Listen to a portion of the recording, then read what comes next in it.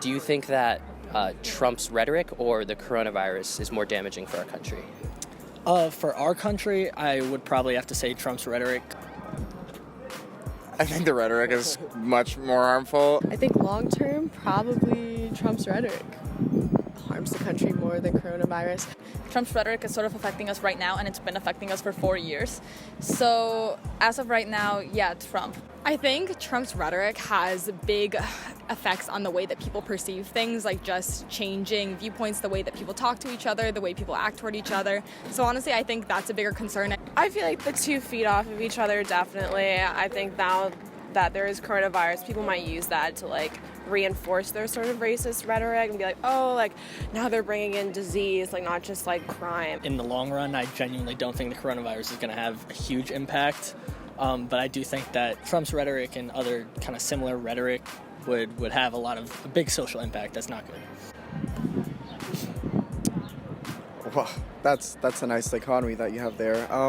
Definitely the rhetoric is harmful, but in matters of national security, I would say a pandemic. And we haven't fully seen the effects of coronavirus, but we've already seen how Trump's rhetoric has impacted our democracy. The rhetoric is way more harmful, yeah. I basically agree with him. When you talk about the long-term structural damage that Donald Trump does, especially when it comes to minorities, people of different LGBT backgrounds, we are definitely going very far in the past in terms of becoming a diverse and accepting nation. Mm-hmm. Yeah, I agree about that.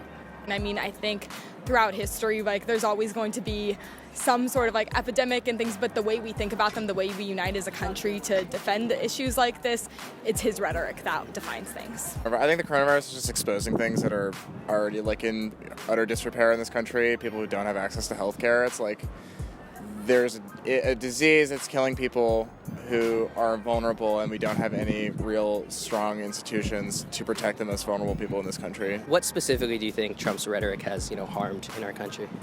I think it's definitely simply divided us more. So ever since the 2016 elections, I feel like people in this country have simply become so much more polarized because of what he said about minority groups, what he said about women, what he said about all of these communities that live in the U.S. and have as much of a right to be in the U.S. as white males, sorry to say it.